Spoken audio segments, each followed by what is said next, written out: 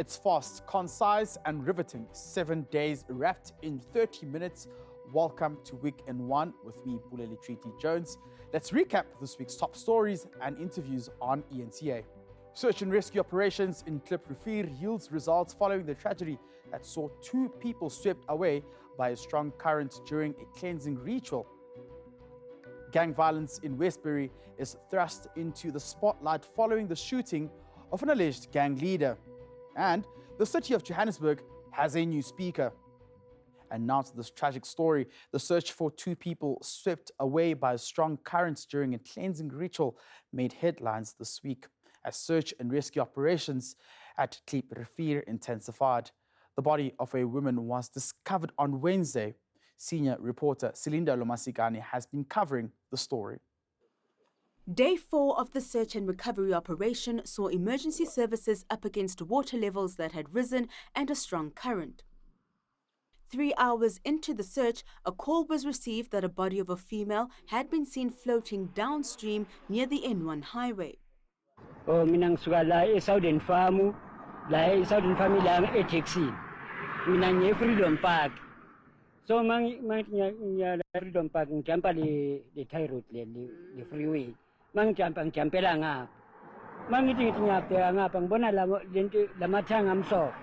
Ngizitshela ukuthi mhlambi idol mampo ubalekele na laba mampo abagqokiswa the way amhlophe ngakhona but ngibuke ubuso ngibona nene lanya no angiboni kahle ngase ngibiza lo mfethu lo esinaye lana ngoba sengivimba nalabo baba ke sabazosincedisa yibo futhi labo baba laba security abenze ukuthi nize nifike la ngamafoni abo.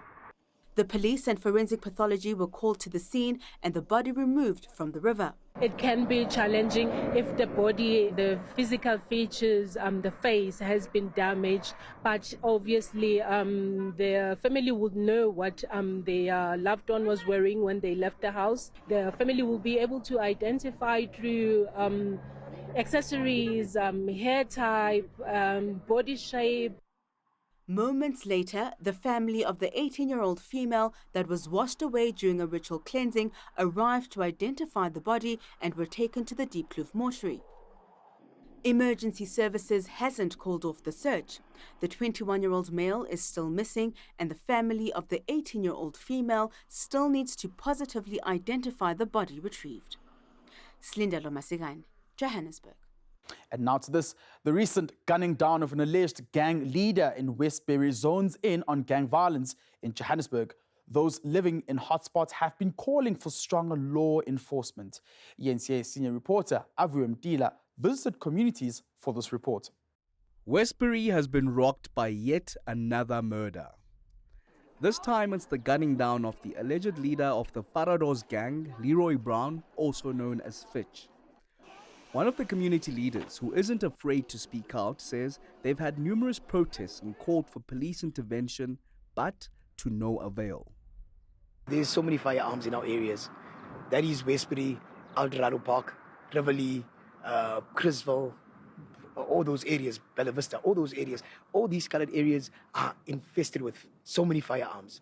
And so we requested from the police that if they could do a search door to door from every household, whether it be Coronationville, whether it be Westbury, whether it be Waterval, whether it be Newlands, Claremont, all those, we wanted a proper search to make sure that they curb these things, because the more you try and get rid of all the firearms, then you lessen the problem.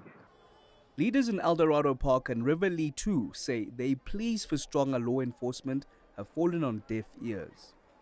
This is quite bad. This is something serious. If you look at last night in George Kemp Street in Eldorado Park, people's doors were kicked down. People were shot in the houses. That is totally wrong. Every day there's a shooting here happening in Eldorado Park. If you look at Extension 1, people are just going in people's houses and start shooting. That can't happen anymore. And we say no, enough is enough. And Westbury, Eldorado Park, Rivoli, all over must stand together as one. And to get rid of this corrupt people that are just going around and start shooting people. Some of the police were identified as working with some parts of the gangsters. So it becomes a little bit difficult for us to also, who do we trust, who do we speak to from the community police firm?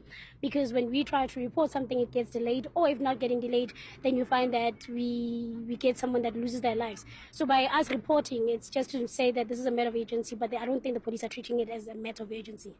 Police officers have also died at the hands of gangsters in these areas. Aviwem Tila, Johannesburg. Margaret Arnold has been elected the City of Joburg's Council Speaker. Arnold's election comes a week after COPE's Colleen Makubele was booted out by her party after she allegedly joined a new alliance without informing them. I compiled this report. Yet another day in the city of Johannesburg, and the political chronicles of the city of gold continue to unfold. This while the residents of the city experience poor service delivery, and today the city elected a new council speaker. An important position that is responsible for ensuring that council functions and that crucial budgets meant for service delivery are passed in council. I don't think we have to rectify a lot. All that we are doing is that we are now going to be able to have all the work that needs to be done in the city executed. But with the constant political changes in strategic positions in council, such as that of the mayor or speaker, residents are skeptical if the city is moving in the right direction. I'm not upset. I'm pissed off. The things that are happening in this country are ridiculous. Johannesburg is going down the drain. If you look at the Johannesburg today compared to what it was 10, 15 years ago, completely two different cities. The service is definitely not up to standard. I would believe that the service needs to be improved. And also in terms of rates and taxes, there's exorbitant rates and taxes. And given the fact that for the money that you get, definitely no. The elections of the speaker give testimony that the politicians are for themselves, not for the residents of the city. So basically it's about who has access to the resources, not who can deliver best for the residents of the city. Arnold is expected to preside over her next council sitting next week, which is the last for the year. Pule Lichiti Jones in Johannesburg. One day I knew I would have to take responsibility for Senzo Meyiwa's murder. These are the chilling words from accused number 1, Muzi Sibiya. This emerged during the cross-examination of police detective Batu Mohola. ENCA's Mangoba Mkunu reports. Accused 1 Muzgaukulela Sibiya claims he was assaulted and questioned about Senzo Meyiwa's murder shortly after his arrest in Tembisa in 2020. He says he was beaten until he messed himself in the presence of Surgeon Mohola. That's the same day he made a confession in the Meyiwa murder. Accused number 1, after his arrest, he was assaulted at Litabong and questioned about the death of Senzo Meyiwa. Number 2, he denies having been in possession of ammunition and further denies that he gave you permission to enter his premises. Accused number 1 gave us permission to go to his place of residence, and my lord, I deny, my lord, and categorically deny that accused number 1 was ever assaulted, my lord, by me or by anyone, Lord, I was with on that specific day. But court records show Sibiya also raised a complaint over the assault by police during one of his court appearances in June that year. At some stage in Tembisa court, accused number 1 indicated that to the presiding officer, he requested that he should be detained in prison because he was assaulted when he is kept at the police stations. Can you dispute that? That's correct, my lord. When, my lord, he made these submissions at Tembisa court, my lord, I also made follow-up, my lord, in Silverton police station to find out who were the police officers, my lord, who were assaulting him, my lord, at Silverton police. And, my lord, there's no one, my lord, who could confirm, my lord, that there was such an incident, my lord, taking place, my lord, in that police station, my lord. Mohola insists Sibiya wanted to confess and says he was warned of his constitutional rights on numerous occasions, but elected to do so. She says that during her questioning of Sibiya on the day of his arrest, he gave a reason why. I further asked him, why are you telling me this now? He even asked me, what did I mean by that, my lord? And I told him, my lord, that you saw people were wrongfully arrested and the case, my lord, was still unsolved. Why didn't you come forward and tell the police that, like what you are telling me? And my lord, he said he knew that one day he has to take a responsibility, my lord, for the murder of Senzo Meyiwa. Meanwhile, the police's movements while escorting both the accused will again take center stage on Thursday as a car tracking expert Michael Dupree returns to the stand. Mangoba Mchunu, Pretoria. Now stay tuned to Week in One, and coming up, we'll look at some of the big interviews that our anchors have conducted this week.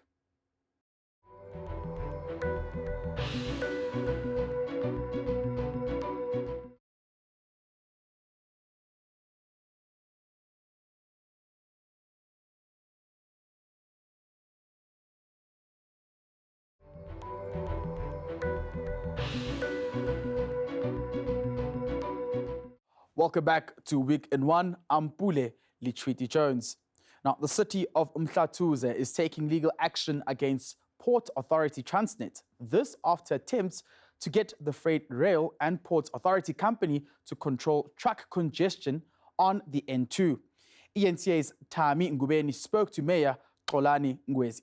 So there seems to be quite a heightened level of frustration from your side as the mayor. You're complaining about the number of trucks that are actually on the road. You say you're considering of suing. Who would you sue? Who would you take or institute legal action against?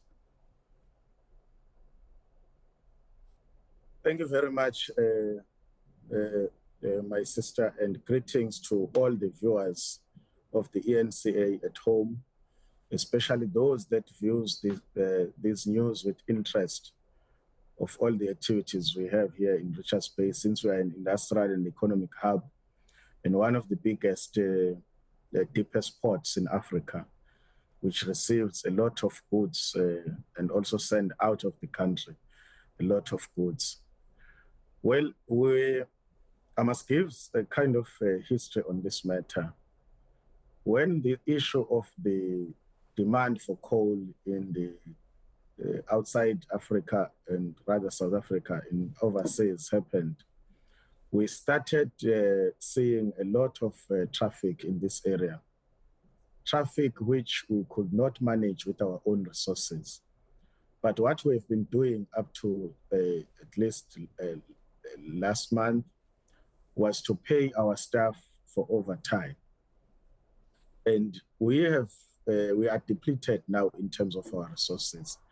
Just this financial year only, starting from 1 July to date, we have paid almost 4 million rand on overtime.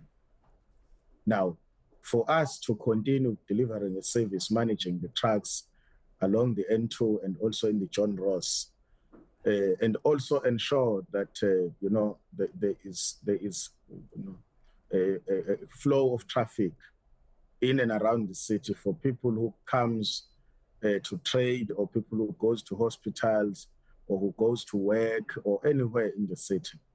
At least we must have about 14 million rand taking from now until the end of the financial year, and we don't have that money.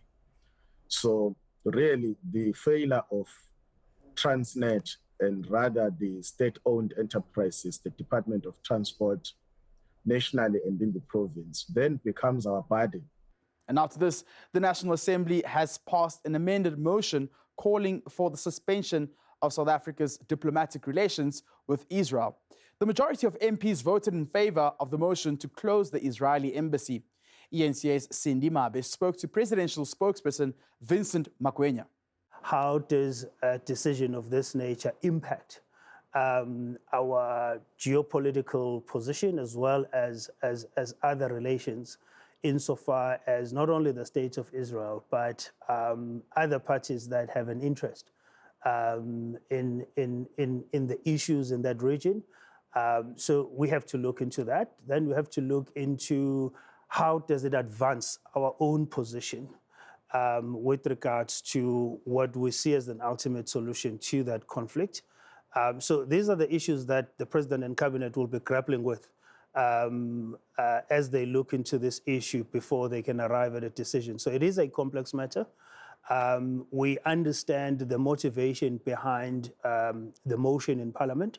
It's a very difficult issue. Palestinians have had to live under occupation for more than 6 decades. There are all sorts of human rights abuses that have been documented by various international organizations. And so it is an untenable situation that will result in such motions being passed. However, from a national executive point of view, there's a lot to consider in terms of our national interest, in terms of our own diplomatic engagements with various parties that are central to this conflict. Yes, and I want to go to the earlier question around the democratic dispensation under Nelson Mandela and how that may have shifted, albeit real or a perspective, a global perspective, that there is now a more hardened approach to the conflict in the Middle East. One of the newspapers, I think it's a Tel Aviv publication, that says, with South Africa calling the conflict in the Middle East a genocide is actually almost exaggerated, whereas the Mandela administration had accepted the complexities and the nature of the conflict there. I think those complexities are still accepted, and I don't think there's a shift as such. What has happened is that the conflict in itself has evolved from that time. What has happened is that various dynamics have come into play in that conflict.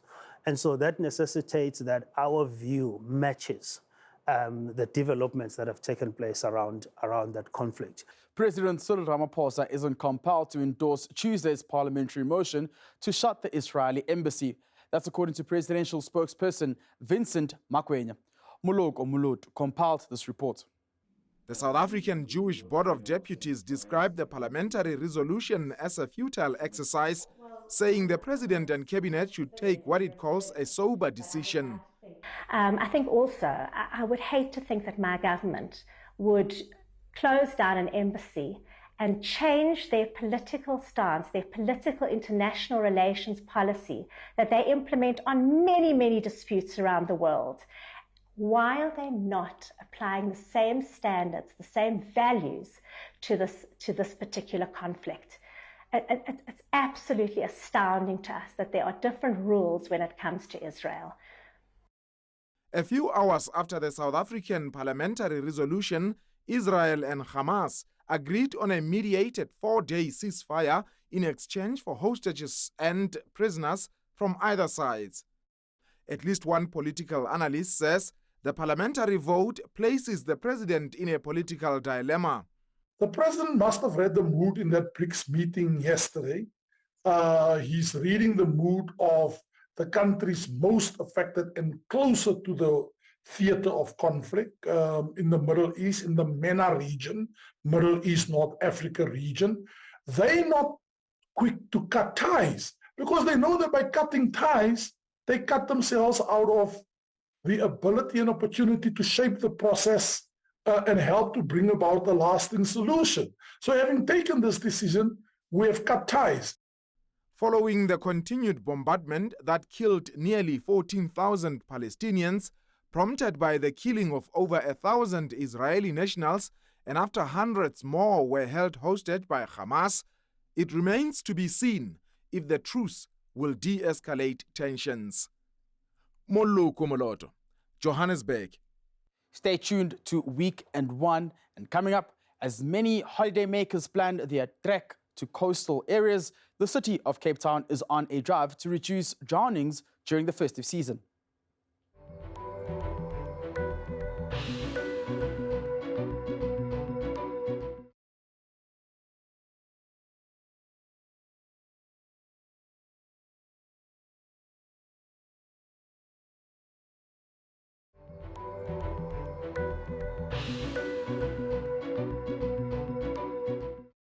Welcome back to Weekend One. I'm Pule Litchwiti Jones. Now, the Eastern Cape Education Department says the recent shooting of 4 pupils in Mandani has negatively affected those from their respective schools. It's believed the pupils were studying when a 32-year-old man shot and killed 3 teenagers, with a 4th in critical condition in hospital. Ronald Masinda filed this report. Pupils from Bukhule Technical High School are still trying to make sense of the shooting that claimed the lives of Lukuye and Ume Dambiane. A close friend of the grade 11 pupils says his life will never be the same.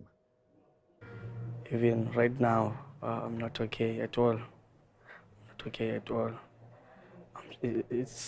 I'm shocked. I'm shocked. I didn't know this would happen to them. And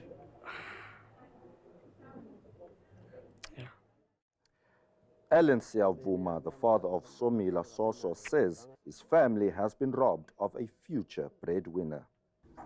Siyifamily esibuhlungu kakhulu because uSoso angumntana wami qha. Nalapha ku-community yathanda lo mntana, nayifamily yami yamthanda lo mntana, zange abe nanxa, zange angene endlini apha enxilile etye ii-drugs, ungumntana all-right. So besijonge elikhulu kakhulu kulo mntana. The motive behind the shooting is unknown at this stage. The Eastern Cape Education MEC says this could have been a case of mistaken identity. The one that was fighting with a gentleman inside the taxi took the fight post that incident and gunpoint one of the ladies there to identify where that guy sits and where that guy's flat is. Unfortunately, they got a mistaken identity. A 32-year-old man was arrested on Monday and appeared in court on Wednesday. He faces 3 counts of murder and 1 of attempted murder. Ronald Masinda, East London.